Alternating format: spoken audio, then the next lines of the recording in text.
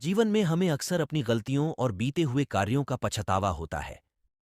हम खुद को सोचते हैं कि क्या होता अगर हमने वह कार्य नहीं किया होता या उस गलती को सुधार दिया होता। लेकिन क्या आपने कभी यह सोचा है कि बीता हुआ कल वापस लौटकर नहीं आता है? यहां हम एक छोटी लेकिन गहराई से सोचने वाली महात्मा बुद्ध की इस कहानी के माध्यम से देखेंगे कि हमें अपनी भूलों को भूलकर आगे बढ़ना चाहिए। महात्मा बुद्ध एक गांव में प्रवचन सुना रहे थे। उन्होंने पास हुए लोगों के समीप अपनी मधुर वाणी से सभी को संबोधित करते हुए बताया कि हर किसी मनुष्य को धरती मां की तरह सहनशील तथा क्षमाशील होना चाहिए।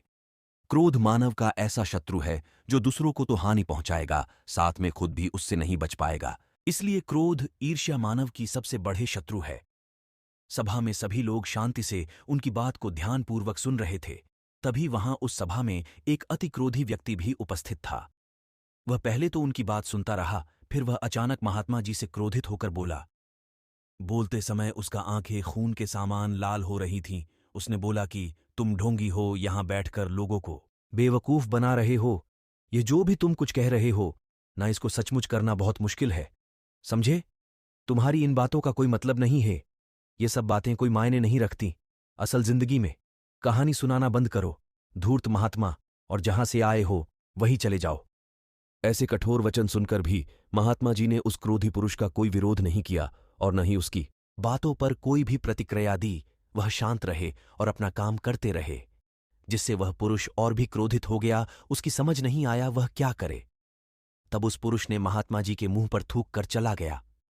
अगले दिन जब उस व्यक्ति का क्रोध शांत हुआ और उसे अपनी गलती का पछतावा हुआ, तब वह आत्मग्लानि में जलने लगा और फिर उसने सोचा कि उस महात्मा से मुझे माफी मांगनी चाहिए। वह महात्मा जी की खोज में उसी स्थान पर गया जहां महात्मा जी कल प्रवचन दे रहे थे। लेकिन महात्मा जी वहां कहाँ मिलने वाले थे? वह तो अपने शिष्यों के साथ अन्य किसी गांव की यात्रा पर निकल पड़े। वह पुरुष सब लोगों से महात्मा जी के बारे में पूछता पूछता उस स्थान पर पहुंच गया जहां की महात्मा जी प्रवचन कर रहे थे। तब उस पुरुष को महात्मा जी के शिष्यों ने उसे उनके पास जाने से रोका, लेकिन महात्मा जी ने अपने शिष्यों को आदेश दिया कि आने दे उस पुरुष को। तब वह पुरुष महात्मा जी के चरणों पर गिर गया। उनसे बोला, मुझे क्षमा कीजिए महाराज। उसने महात्मा जी से पूछा, क्या आप भूल गए हो कि मैं वही जिसने कल आपका इतना अपमान किया था? मैं अपने दुष्ट कृत्य की आपसे माफी मांगता हूं। तब महात्मा जी बड़े शालीनता से उस पुरुष से बोले कि कौन सी बात?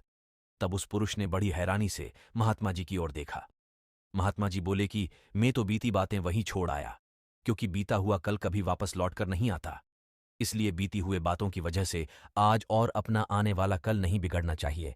जो हो गया सो हो गया। तुम्हें अपनी भूल का एहसास हुआ, यही सबसे बड़ी बात है।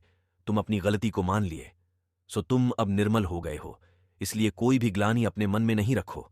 अपने आने वाले कल के बारे में विचार करो और उसे सुधारने का प्रयास करो।